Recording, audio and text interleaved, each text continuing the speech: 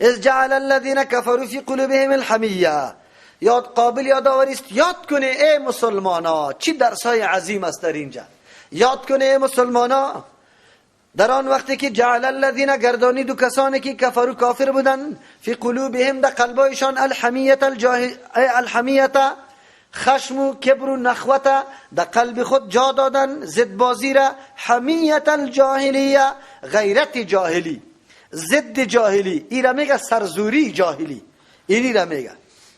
فانزل الله سکینته، روان کرد الله تبارک و تعالی آرامش خدا علی رسوله، بالای پیغمبرش، و علی المؤمنین، بالای مؤمنا، و الزمهم کلمت التقوی، ثابت داشت الله کلمه تقوا را به مسلمانا ثابت داشت. و کانو بودن همی مسلمانا حق خیلی سزاوار و لایقتر بها به کلمه تقوا، و اهلها محل و اهلی واقعی کلمه تقوا همی مسلمانا بود.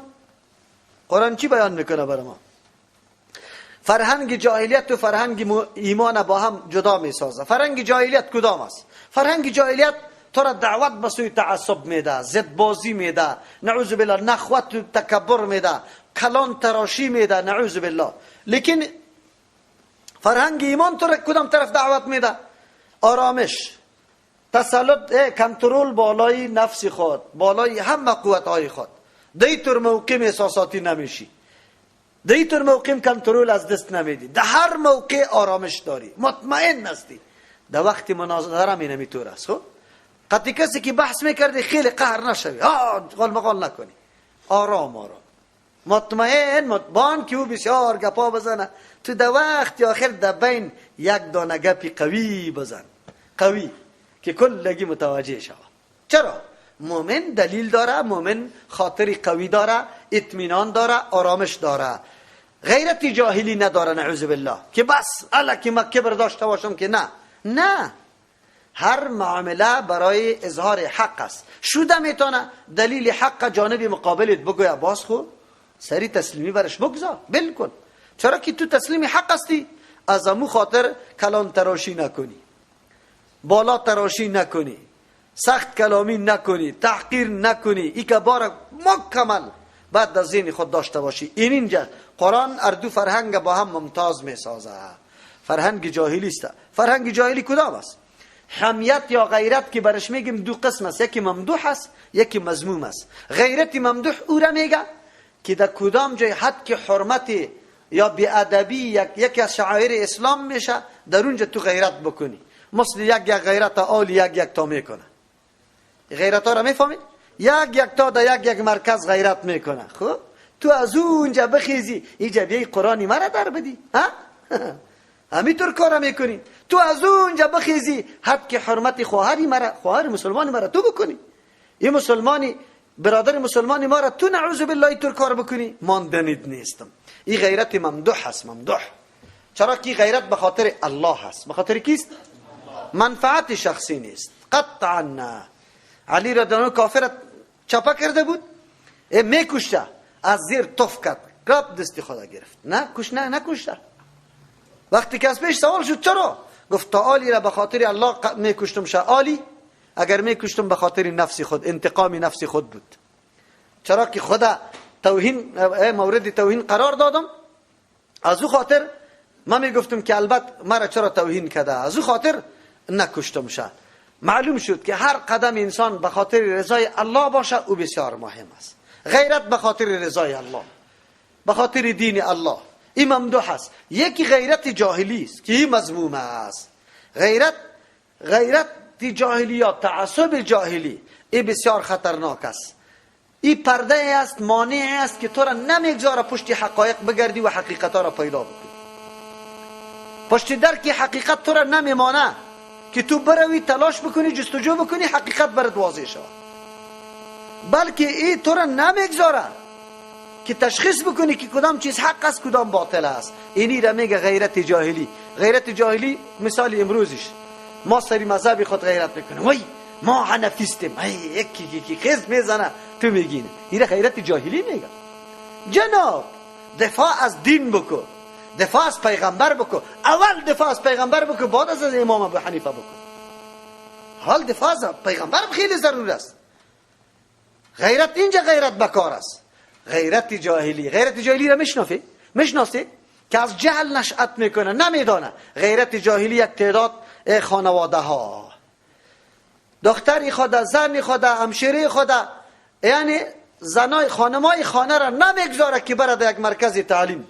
امروز الحمدلله موتر برای خواهرها گرفته میشه، از هر نقطه که حرکت میکنه و در موتر مسئول تا این جرمه درس قرآن فرا میگیره، پس میره خانه.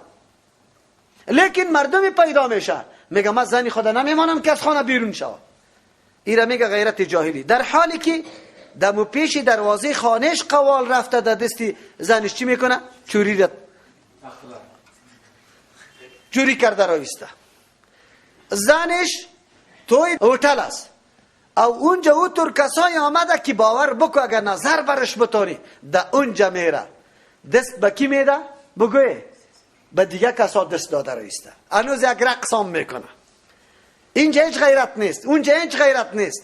نه، در لیسه مریم چکر میزنه، در پسخانه قطی چانه قطی دکاندار میزنه، هیچ غیرت نیست. لیکن برای درس کتاب الله و فرا گرفتن عقیده اسلام غیرت میکنه. ایره غیرت جاهلی میگه. اینی غیرت جاهلی سبب عقب ماندگی جامعه است، خصوصا از مردم ما که تباه شده، از دست بی علمی تباه شده. هر قدر جنجالا را که در خانواده میبینه علم وجود نداره. چی نداره؟ علم. اگر علم وجود داشته باشد درک میکنه واقعیت را. شما در رادیو شنیده زنه که در ایران نگاه کرده، انگشت شقت کرده، کباب کرده، خورده پودری، لب شقت قیچی چی کرده، بلکه طفل بقر و غضب قتل کرده. شنیده در رادیو. و این رادیوها بازی قدر زیاد جلوه میده. ایره به نام کی ختم میکنه؟ اسلام. به نام مسلمان ختم میکنه. ما میگیم نه، تو آدم بوی هم از اسلام نداره. تو خود میگیم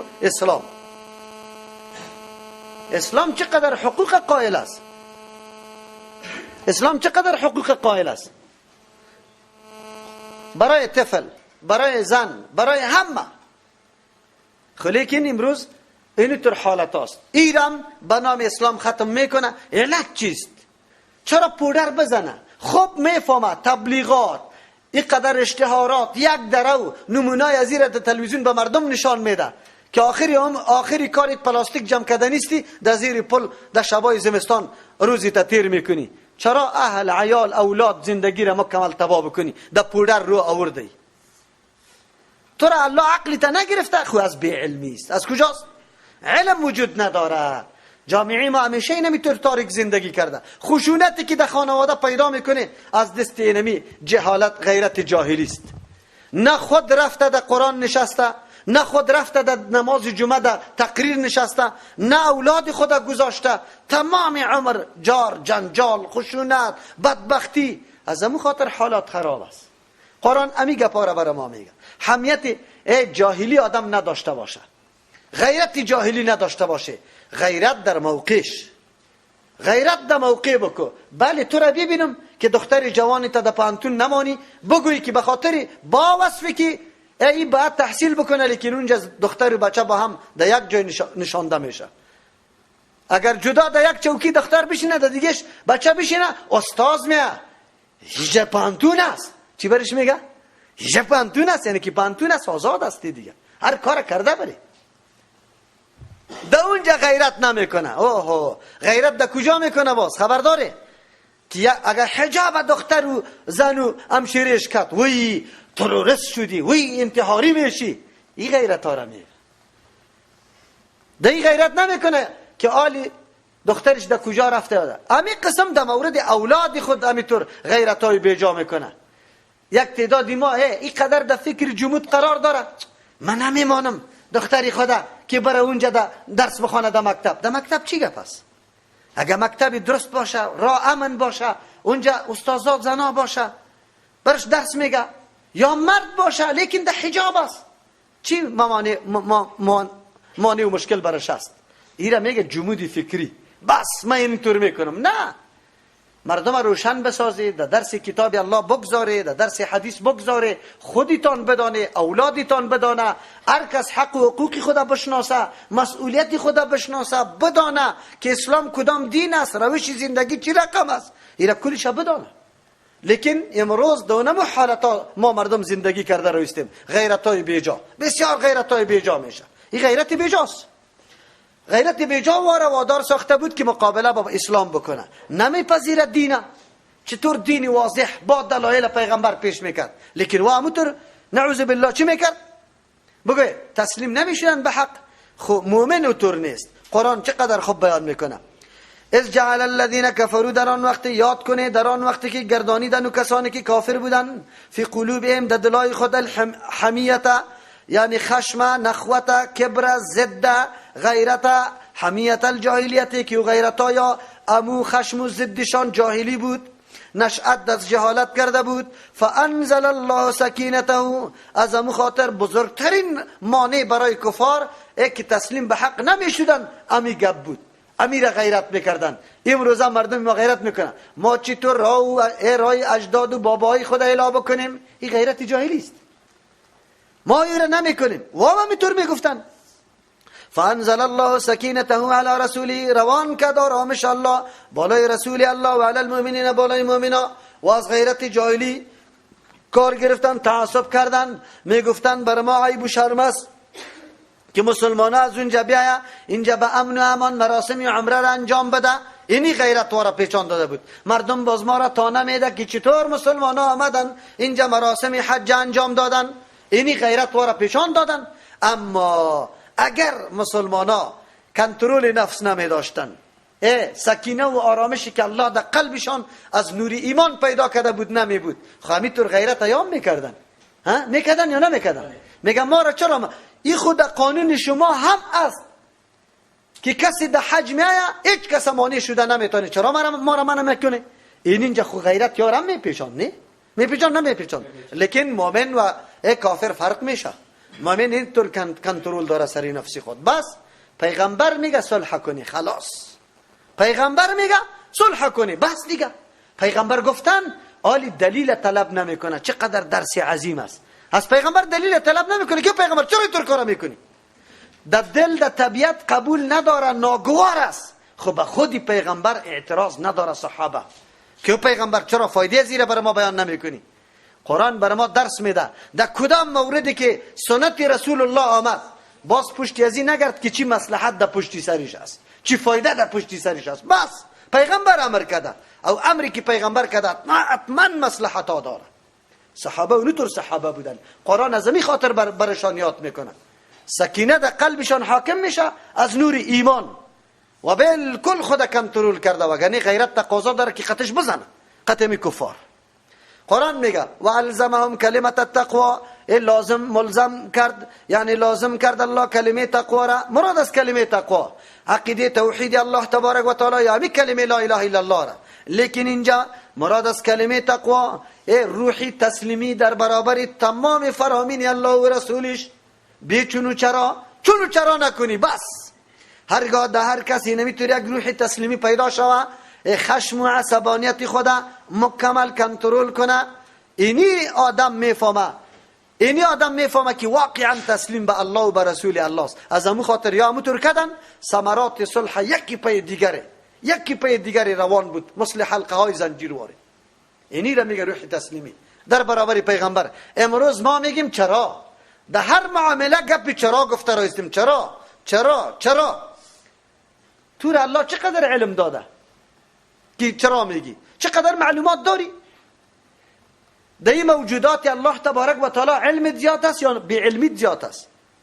در اسرار در رازهای تمام چیزا کدامش زیاد است؟ چرا نه؟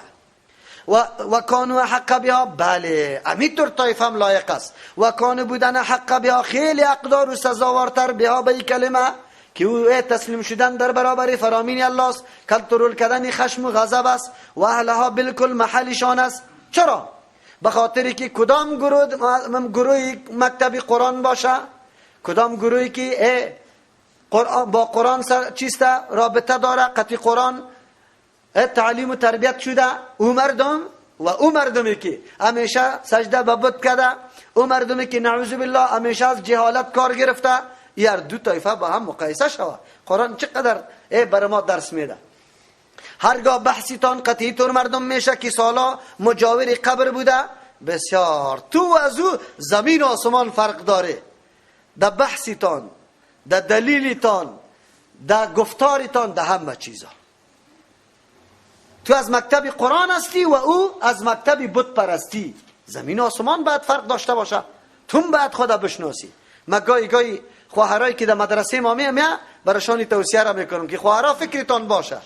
اینطور فکر نکنی که ما در یک لیسه و مکتب میریم. شما در حدیقه القرآن میایی. این باغچه قرآن است. از باغچه قرآن میوه قرآن باید قطع خود ببری. کدام میوه که قرآن داده او قطعتان باشه. اینجا به او شکل، به او هیئتی که دیگه جاها میگرده اینجا نبیایه. اینجا از میوه قرآن باید شما استفاده کنه، فرق شود، تمیز شود که مردم در اونجا ببینه بفهمه که این شاگرد حدیقه القرآن است. در بالا شدن، در پایین شدن، در سخن گفتن، در بحث کردن، در دعوت، در تفکر، در همه چیزا و به تمام دوستان توصیه ما است. یک کسی که اینجا درس قرآن میخونه او باید اینطور بد اخلاق نباشه که در مسجد یگانه امور بد اخلاق بشماره. ما او کسی را سلفی نمیگم که نماز خدا نمازش نماز نیست، اخلاقش اخلاق نیست، نعوذ بالله بی ادبی یک دم او را فرا گرفتن. نه، کسی که قرآن میخونه مکمل ادب جور میشه، مکمل تقوا جور میشه، مکمل اخلاق جور میشه، مکمل فکر هوشش طرف خدمت دین است، طرف اصلاح مردم است. اونو را میگه کسی که در مکتب قرآن درس میگیره. قرآن امیتور میگه و کانوا احق بها و اهلها. اگر ما شما امیر نپذیریم خیر کی بپذیره؟ او کسی که در عمر کتاب الله را نشونیده که چی مطلب داره او از قرآن چی برداشت داشته باشه، از قرآن چی ثمره داشته باشه؟ ما شما باید از قرآن ثمره بگیریم. ما شما باید بدانیم که کدام شیوه را اختیار میکنیم. اگر بچه است، اگر دختر است، کل ما اول نمونهش فقط در نماز ظاهر میشه که چی رقم نماز میخوانی. آیا واقعا پابندی سنت رسول الله را میکنی یا نه؟ خشوع و خضوع در نمازت است یا نه؟ خب محکم و پابند به نمازت است یا نه؟ بعد از واقعا دلسوزی بالای مردم داری یا نه؟ تلاش کردی برای اینمی گپ یا نه؟ از او خاطر قرآن صفات صحابه را امیطور ممتاز بیان میکنه که یا لایق امیطور بودن. یعنی ولو که گپ ناگوار است، خلاف طبیعتشان است، لیکن فرمان پیغمبر میده کده نمیتونه. الله امیطور روح تسلیمی را در برابر حق نصیب ما و شما بکنه. و کان الله بكل شیء علیما. هست الله تبارک و تعالی به تمام چیزا علم داره. آلی کدام ثمراتی که پشت دنبالی صلح حدیبیه آمده نیست الله مکمل میدانه. یک این حالت ناگوار که سری صحابه آمده الله میدانه. غیرت صحابه را، اخلاص صحابه را، وفاداری صحابه را، تسلیمی صحابه را در برابر حق یارا الله امیطور به اجر میگذاره؟ کلا قطعا. اگر ما تو امیر رقم در زندگی خود یک فکر داشته باشیم، احساس خدمت دین داشته باشیم، الله ما تو رو نمیبینه؟ الله ما تو رو اجر نمیده؟ الله تو رو عزت نمیده؟ قطعا میده. خو شرطش است که امیطور روح تسلیمی را ما تو هم پیدا کنیم. لقد صدق الله رسوله رؤیا. یقینا راست کرد الله با پیغمبری خود در رؤیا خوابش بالحق بواقعیتش امو رقم که دیده بود امو طور محقق گشت. خواب دیده بود.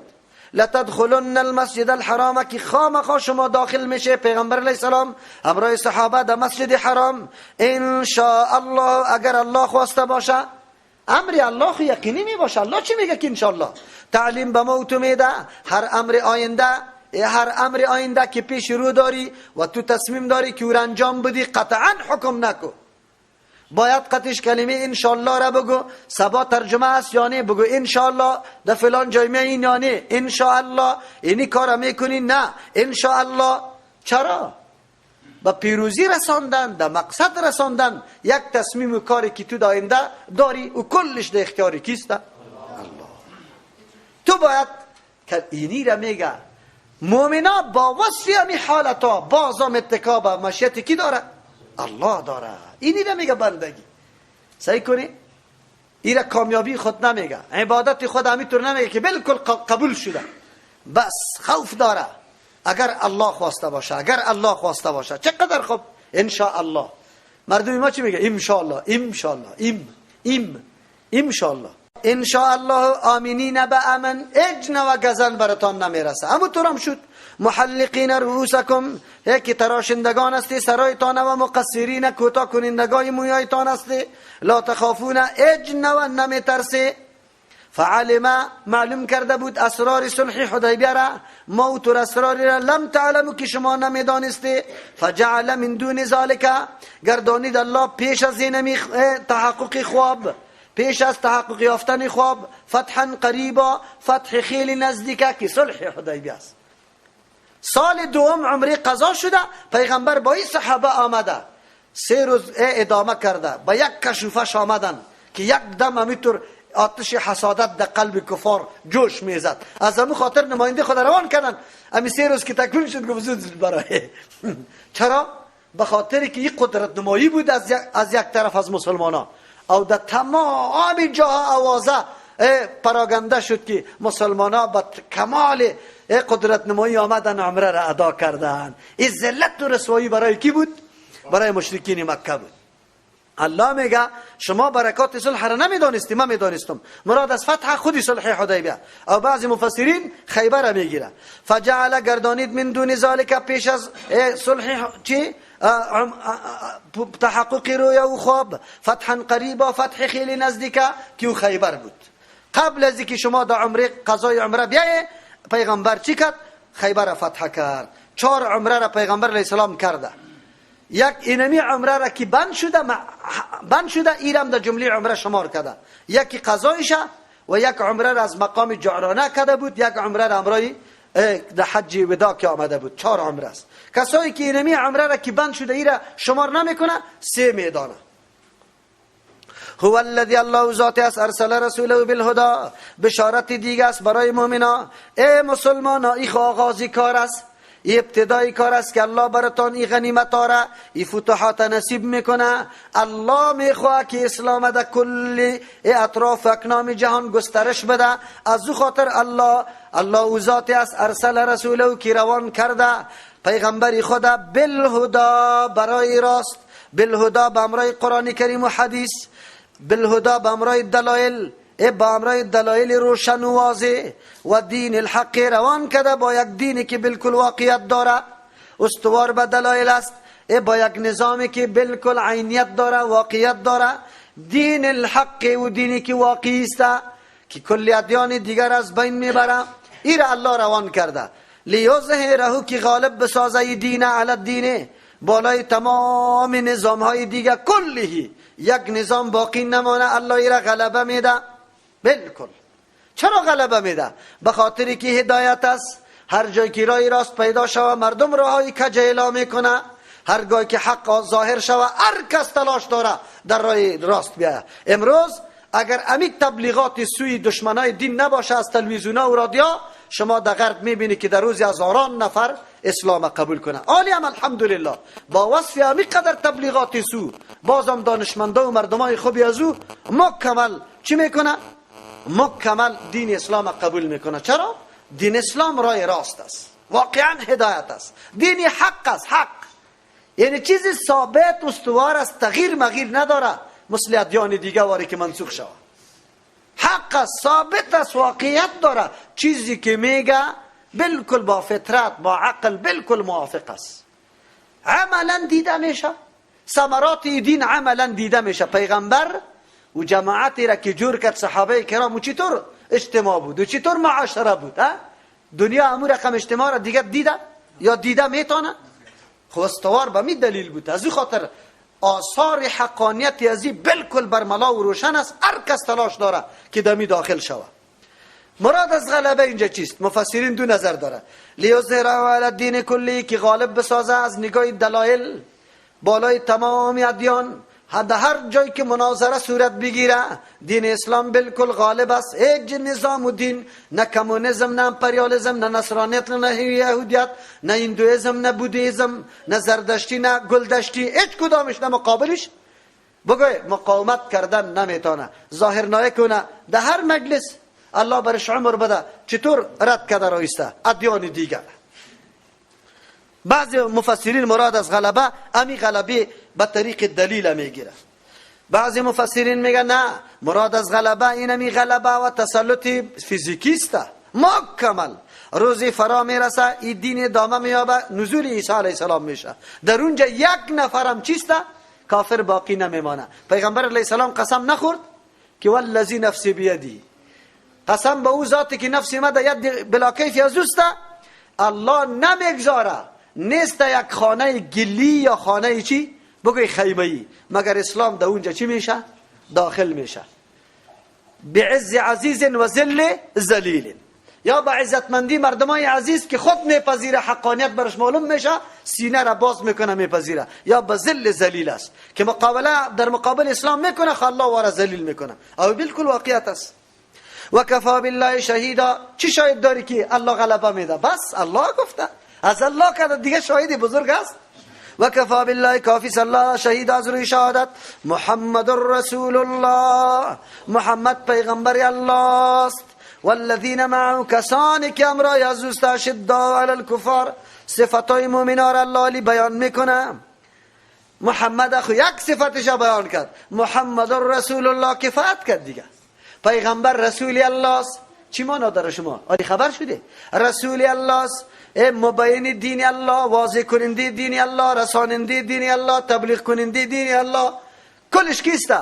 محمد صلی الله علیه وسلم است. احکام الله را ای واضح میکنه، ای میرسانه، ای تبلیغ میکنه.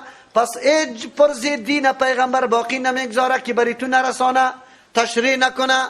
از امو خاطر کل دستورات الله را در روشنی تعلیم کی عملی بساز؟ در روشنی تعلیم محمد رسول الله. گپار از خود پیدا نکن. او محمد از کدام حیثیتی قدر قدر و قیمت پیدا کرد؟ رسول الله. رسول کی شد؟ پس معلوم شد که نعمت بزرگ بالای ما در وقت رسالت پیغمبر است، نه در وقت تولدی پیغمبر. در وقت کجاست؟ رسالت پیغمبر، رسول الله است. اطاعت پیغمبر سر ما لازم به خاطر چیست؟ رسالت الله است که الله رسول کرده شه، نه که فلان بچه فلان است، نه، رسول الله است. که رسول الله است فقط از او الهام بگی، از او تعلیم بگی، رای تقوا را، رای رسیدن به الله را، رای کامیابی را، همه گپا را. کسانی که پیدا میشه که ما به قرآن و حدیث ضرورت نداریم، ما از اینجا میگیریم، از اینجا میگیریم. این مردم ها اول لنبر خارج از دین است. این مردم ها اول لنبر خارج از دین است. چرا؟ استغنا از کتاب الله و سنت رسول الله این دلیل کافر بودن همون شخص میکنه. خب بدانی، یا میگه نه ما رای رسیدن به الله را از کله و مغز خود میگیریم، نمیشه. رای رسیدن به الله ای کیسته؟ رای پیغمبر است، محمد رسول الله. صحابه چی صفتا داره؟ اشاره به این صفتا به ما میکنه که اگر این صفتا را شما پیدا کرده، اینمی قسم معیت با پیغمبر ثابت است. والذین معه، کسانی که امرای پیغمبر است. مراد از معیت اینجا معیت صحبت و تابعداری است. کسایی که قطع پیغمبر صاحب است، همراز او مکمل تابعداری میکنه، مثل که در بیعت رضوان بود، همراه با پیغمبر بودن و مکمل تسلیم به پیغمبر بودن، یعنی که بر نظریه خود کار میکرد. اگر به نظریه خود میگذاشتن، یک صحابی نه بسطها صحابی او طرف استاد بود، گفت چرا این شرایط مانده شوه، لیکن تابع پیغمبر بودن. در بینشان شخص غیرتی بزرگ عمر رضی الله عنه بود که با ایج وجه غیرتش قبول نمیکرد که من همیطور اینجا سری خدا بتراشم او مراسم عمره را ادا نکنم. و میگه نه، سر بریده شو، باز از مقصدم من نشوم. لیکن اطاعت رسول اینی قدر زیاد بود. قرآن از او بایمید یاد میکنه. چه صفتا داشتن؟ صفتای اولش اشداء علی الکفار، سخت بودن در مقابل کفار، به همت بزدل نبودن، چاپلوس نبودن، خدا راه ها را جارو برای یهود و نصارا و کفار نمی کردن. اشداء علی الکفار، سخت. مراد از سختی دو دشنام نیست خود که دو بزنن، نه، بسیار اخلاقی ورزیده داشتن، لیکن در مقابل مسئله دین و حق سخت بودن. در مقابل کفار تسلیم نمیشد، مداهنت نمیکردن، بزدلی و نمیکردن، همت از دست نمیدادن. رحما بینهم، خیلی رحم کننده بود در بین خودشان، کمال دلسوزی، معاونت و کمک و همدردی در بین میکردن. اینی را مردم مومنی واقعی میگه. مسلمان های ماست نه؟ برو رفع الیدین کو کلگی در جانت جمع میشد، رب بود رو بیتا میخیزانه. اینه خو اگر آدمی مسجد الله قطی موزای خود یهود و نصارا داخل شد، کلگی 4 دست 2 دست وجود داره، 4 دوی دیگر هم از کدام جای دیگه پیدا میکنه که سینه‌ش هم مکمل بگیره، امیر رقم برش استاد میشه. یا مسلمان امیر رقم است. یک نفر خیلی دعوتگر است دمی کابلیتان، داد میزن از دین. خو یهود و نصارا در مرکزش آمده بود، خو انواع چیزی که یافته میشد در کابل نمانده بود، برش میمانی تیار کرده بود.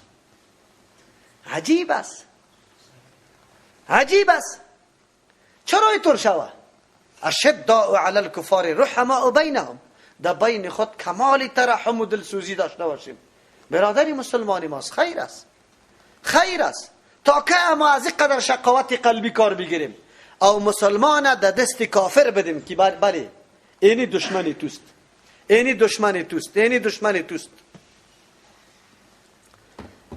تراهم رکعا سجدا، تو میبینیم صحابه را رکعا سجدا. الله اکبر، چی صفتی است؟ سنگر جهاتوار مانع عبادت الله نساخته، امو نماز، امو خشوع، امو تکمیل سنتای نماز مکمل در صحابه دیده میشه. اینطور نمیگه که ما در این مصروف هستیم او را خیر است اگه انجام نمیدیم. پیر صاحبا واره نیست که میگه ما در ذکر مصروف هستیم جماعت نمیکنیم از نماز معاف میشیم، خیر است. اینطور نمیکنه. مجاهدین واره نیست که بگویه که ما خود جهاد میکنیم خیر است اگر روزه را میخوریم. در وقت جهاد همینطور بود یا نه؟ غره پس روزه را میخوردن. چرا جهاد میکنیم؟ خود جهاد روزه خورده شود. خیرت است. ما مجاهد هستیم در سری قالینای مسجد همینطور قطیب چیسته چرک و پلود دمی سری قالینام باید بگردیم. مجاهد هستیم. صرف از نام مجاهد عجیب گپا جور شده بود. صحابه اینطور نبودن. اگر در سنگر بود تابع فرمان الله، اگر در مسجد بود تابع فرمان کیسته؟ یک طرف عابدین الله، یک طرف مجاهدین الله. جامع در بین کل صفات بود. ترا هم توری ها را میبینی رکعن سجدن، رکوع کنان سجده کنان. با اینمی قدر جهادشان آثار تواضع و فروتنی در سرشان بالکل نمایان بود. اینطور نبود که نامش نوشته شود فلان خان، دلاور، قهرمان، دیگه چی بگه؟ پیشتاز، چریکی چی؟ توفان، چریکی دیگهش چی؟ لقبا را پیدا کنه، لقب مانده. نه نه نه نه. صحابه اینطور نبودن. عبادت الله را میکرد، مجاهدت میکرد، خب برای الله میکرد. برای از این نبود که مردم واره چیزی بگه. قرآن اینطور از آیات میکنه رکعن سجدن، رکوع کنن سجده کنن. این کل معامله اگر جهاد عبادت بود برای چی بود؟ یبتغون فضلا من الله، طلب میکردن رضامندی را از کی؟ الله تبا، احسان از الله، به خاطر الله. هر قدم معاملهشان به خاطر الله بود. الله اکبر. دشمنی به خاطر الله، دوستی به خاطر الله. قطعی پدر دشمن بود به خاطر الله. قطعی او از نقطه دوردست جهان بود، دوست بودن به خاطر الله. بلال نزدیکترین شخص دوست، ولی ابو لهب و ابو جهل نزدیکترین اشخاص دشمن. واقعا که هرگاه تمام معاملات و کار و کردار و روابط انسان به مبنای کی باشد؟ دین، به مبنای رضای الله، اونجا ایمان تازه میشه. ما خو امروز خواب میبینیم که اینجا حق پایمال میشه، لیکن مصلحت تنظیم است. پایمال شوه خیر است، خیر است. تنظیم رخنه پیدا نکنه، قوم لکدار نشوه، نه خودگیداری است. کل سنتای پیغمبر پایمال کرده رایستیم. چرا؟ قوم خفه نشوه، کاکا خفه نشوه، ماما خفه نشوه. چرا شرکت کرده بودی در اونجا؟ واجی صاحب ولا همسایه است خفه میشه. الله خفه نمیشه، رسول الله خفه نمیشه. چطور ایمان تو داری؟ این نیست. صحابه را ایمانش طول کنه که قرآن بیان میکنه، ولی افسوس که همینطور صحابه را که الله توصیفش میکنه مردم میخیزه میگه کلش مرتد شده بود، 5 نفر باقی بود، خلاص 5 نفر دیگهش کلش مرتد بود، نعوذ بالله. خب قرآن چی میگه برای ما؟ و رضوانن یا طلب داره فضل از الله را و رضوانن خوشنودی الله را در تمام کارا و معاملاتشان. سیماهم نشان و علامتشان فی وجوههم در روحایشان من اثر السجود از اثر سجده معلوم میشه. مراد از نشان اینجا چی هست؟ امو حالات بیخوابی، امو نورانیت و جوهری که الله به چهرهشان داده. کمی میبینی آخرت یادت میاد، که میبینی آخرت یادت میاد، دین یادت میاد. یکی اهل الله است، یکی اهل دنیاست. قطعی اهل دنیا که میبینی لافظ چی میزنن؟ تجارت و موتر و اینجو شرکت و اینی ترکت که اینی ترک اینی گپاست. اهل الله که میبری قدرت الله مرگ یادت میاد، آخرت یادت میاد که من کدام طرف روان هستم. صحابه همونطور مردم بوده. مراد از این اونمون نشانایی که در پیشانیست که اینی طور میپنده او نیست، خو او نشان خوارج است. در حدیث میاد از همون خاطر و قدرت الله خوارج در او زمان اینمی نشان ها را داشتن و این مردم اینطور نمیکنه.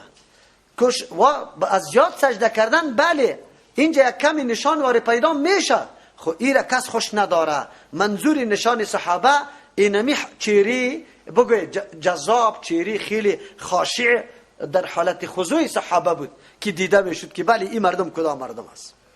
ذالک مثلا فی التورات، این مثال همی صحابه کرام در تورات است. نه تنها که الله بیان میکنه بلکه در کتاب بزرگ دیگه از قومای سابقه از بنی اسرائیل هم امین نشان صحابه در اونجا بیان شده. مکمل صدق میکنه که کدام طایفه است، الله چطور برای پیغمبر خودی طور طایفه را برگزیده. یک این خود مثال شد در او کتاب، یعنی صحابه پیغمبر کسی که معیت پیغمبر داره باید امیر رقم اوصاف داشته باشه. پیشتر که ما گفتم که تو میگی در منهج سلف قدم میزنم، باید از نمازت معلوم شود که چه رقم است. تهجد میخوانی نمیخوانی، پابندی مکمل سنت ها را داری یا نداری، مسواک قطعت است یا نیست، ریشه مانده یا نه، بگو دیگه. تحیت المسجد میخوانی یا نمیخوانی، سنت های در خانه میخوانی یا نه، نفرت تو خیلی زیاد حساسیت قطعی بدعت تو شرک داری یا نداری، اونو وقت باز دعوا کن که در منهج سلف هستم. همون طرخه نمیشه که مسئله فیستم قطعی مردم بد اخلاق شو، یه چیزی دیده نمیشه. آثاری تو تصدیق عقیده تا بکنه. قرآن بعد از او مثالش در انجیل بیان میکنه. و مثلا فی الانجیل، مثالی از یاد در انجیل، که زرع به مثل کشکزاری است، اخرج شطعه که کشیده، شطعه شاخی خدا، تیغی خدا، فآزره پس او را قوی کرده، فاستغلظ خب لک شده، تنومند شده، فاستوا بعد از او برابر شده و استوار شده، علی سوقه بالای همی شاخ و تنه خود، آلی ده حالتی رسیده که یعجب الزراع به شگفت میاره، خوش میاره از زراع، از به خوشی میاره زراعت کننده دیقانه. اینا لیغیظ بهم الکفار، ای به خاطری است که به سببی از یا غصه میکنه، غمگین میشه الکفار و کفار به سببی از یا. الله تشبیه میده حالت صحابه کرام بس در نتیجه گرفتن و در ثمر و حاصلات رسیدن به مثل یک دانه که در زمین کاریده شد و بعد از او تیغ بکشه. چرا تشبیه میده اینطور؟ خبر داره دعوت حق اول کاریدن دانه است. خودانه کجا کاریده میشه؟ زمینی که قابلیت زراعت داشته باشه، با مو سیستم کاریده شود که او حتما تیغ بکشه، زمین یک کمی نرم باشه. از همون خاطر سخن در جای شروع بکو که یک چیزی نتیجه میده، باز اونجا خود به خود حرکت شروع میشه. قرآن کریم اینجا مثال صحابه را و تقویت دینشان به مثل تیغ داد که نو از زمین تیغ میبراید. اشاره به چی میکنه؟ شما خبر داره؟ معامله دعوت در اول سخت نرمی. امی تیغ که میبراید این چیزی خیلی نازک است، خیلی نازک است، لیکن زمینی سخت میکفانه. دعوت همی طور میباشه، با مردم که سخن میگی اقدر شیرین و نرم باشه که امو سخت مزاجی از او را قرار نرم بسازه، بعد از او تاثیر کنه، بعد از او گپی تو در قلب از او داخل شوه. این کار دعوت است، اظهار دلسوزی. بعد از او در اونجا که دانه میبرامد، دانه را مرچم میبرد، پرندم میبرد، خوالی که سبز کرد نش کشید، از او مسئول شد. بعد از او اینی تیغ آیستا آیستا خود لک کرده، سخت کرده، شاخ پیدا میکنه، بعد از او برگ میکشه، گل میکنه، بعد از او غوره، بعد از او میوه. الله تبارک و تعالی شروع و آغاز حرکت پیغمبر علیه السلام اینمی رقم تشبیه میکنه. زمانی بود که قریب بود که دانه را پرنده بگریزانه، مرچه بگریزانه. پیغمبر بود قطعی چند نفر قریب بودن که یارا کلگی را از بین ببره، لیکن کمی ریشه گرفت، تیغ نو کشید. بازم احتمال ازی بود که مال می آمد یک دم دان می انداخت و ای را قطع می کرد. احتمال داشت. شروع حرکت و آغاز حرکت دعوت پیغمبر در مکه آغاز شد. کم کم نو نیش کشید. بعد از او کمی قوی شد، اسلام آورد. عمر رضی الله عنه، حمزه رضی الله عنه ایمان آورد. قطع از وا تقویت پیدا کرد. بعد از او نفرای کم کم شیره گرفت، رفتن تا حبشه را هجرت کردن، تا ای که الله در موقعیت رسان که پیغمبر حرکت کرد در مدینه و در مدینه حکومت برقرار کرد. پس از او میوه ها شروع شد، ثمرات اسلام بعد از او شروع شد. قرآن اگرچه تشبیه آغاز حرکت پیغمبر در او زمان میده، خب امام درس میده آغاز حرکت حق می رقم می باشه. اول باید تو دانه را در کدام جای بکاری، در کدام جای خیلی مسئول باقی میمانه، از او مراقبت بکو که او را مرچه و پرنده نبره. بعد از او که میبره از حیوانات نگاه کشه، بعد از او تا که او قوت پیدا بکنه وقت کار داره. پس از او که در ثمر میرسه، ثمر وقتی میرسه که واقعا ای تنومند شده باشه، شاخه کشیده باشه، گل گرفته باشه. دعوت حق نمی رقم است، عالم مو رقم است. در هر زمان دعوت حق همینطور آغاز میشه و همین قسم چی میکنه؟ نشو و نمو میکنه. مفسرین کرام یک توجیهات دیگه هم میگیرن. مثال صحابه کرام فی الانجیل در انجیل کزرعن به مثل کشتی است اخرج شطأه که برآورده باشه، یعنی بیرون کرده باشه شاخ خدا، تنه خدا، فآزره پس او را قوت داده باشه. کشیدن اینمی شاخ یا تنه اشاره به دوران ابوبکر رضی الله عنه است. اول دانه را پیغمبر کاریده، شاخ در زمان ابوبکر رضی الله عنه کشیده، فآزره ای را قوت بخشیده، یعنی تنومند شده همی شاخ. این در دوران عمر رضی الله عنه است، اشاره به اوست. فاستغلظ خب لک شده، یعنی وسیع شده، این عالی گسترش فتوحات اسلام، اشاره به دوران کیس؟ عثمان رضی الله عنه. فاستوا در زمان علی رضی الله عنه هر چیز برابر شد، حکومت اسلامی پایه گرفت، در هر جای تسلط مسلمانا پیدا شد.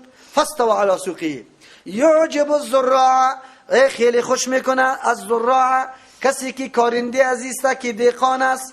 بله، کسی که نمی دانه اسلام کاریده خیلی خوش میشه. مسلمانا خیلی خوش میشدن، گسترش اسلام را مشاهده میکردن، حاکمیت قوی مسلمانا در هر جای موجود بود. اینجا بود که لیغیظ بهم الکفار، به خاطری که به غصه شود توسط ازی کفار توسط ازی به غصه کرده شوند. دیدن پیشرفت و ترقی اسلام، آل دیگه کفار سخت ورخطا میشدن، کفار سخت ورخطا بودن، اما تو ریاره غصه میکردن. امروز قوت مسلمانا واقعا سبب غصه کفار میشه. نمیخوان مسلمانا متحد شوند، نمیخوان مسلمانا یک گسترش پیدا کنه، ترقی داشته باشند در هر میدان. از همون خاطر ما را مانع میشه از اینکه ما تعلیمات حاصل کنیم، دسترسی به صلاح پیدا کنیم. نه، ایرا نمیخواد.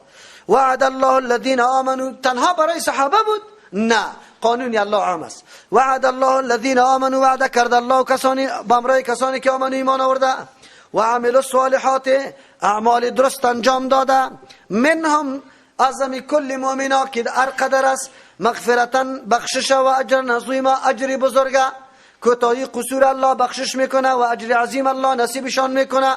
امی طایفه بودن که الله قطعشان وعده کرده. و بعد از این کسی که صفته اینمی قسم پیش میره، ایمان قوی موافق قرآن و عمل صالح، الله قطعش اینمی وعده را کرده که بخشش میکنه و اجر عظیم نصیبشان میکنه. الله نصیب ما بکنه. سبحان ربک رب العزة عما یصفون و سلام علی المرسلین والحمد لله رب العالمین.